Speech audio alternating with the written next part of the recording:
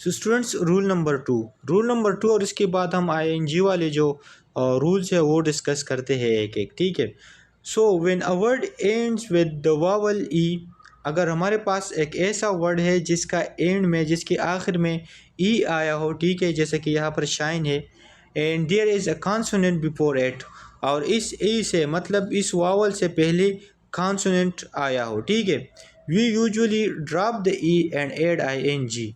और अगर हमने इसके साथ आई एन जी को ऐड करना है तो हम क्या करेंगे कि इसका जो लास्ट में जो ई आया है उसको हम ड्रॉप करेंगे, इसको हम रिमूव करेंगे। जैसे कि इस एग्जांपल्स को देखिए, शाइनिंग, तो शाइनिंग का करेक्ट स्पेलिंग इस तरह है, अगर इसको हम ई के साथ लिखते हैं तो फिर हमारा जो स्पेलिंग है वो गलत होगा, ठीक है।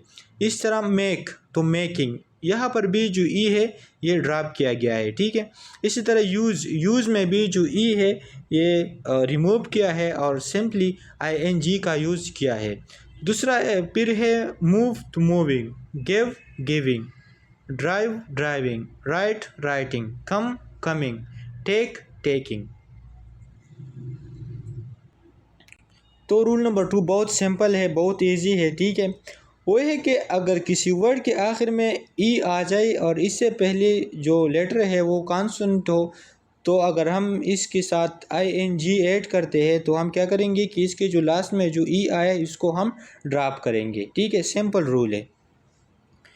Rule number three, when a word ends with double E we do not drop the E, instead we simply add I N जी।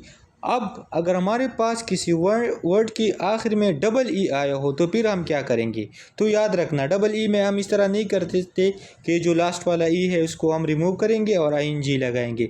इसमें हम सिंपली उसके साथ डबल ई के साथ साथ हम आई एन जी लगाएंगे और इसका जो है आई एन जी फॉर्म लिखेंगे, जैसे कि see to seeing, agree agreeing, free freeing, flee fleeing.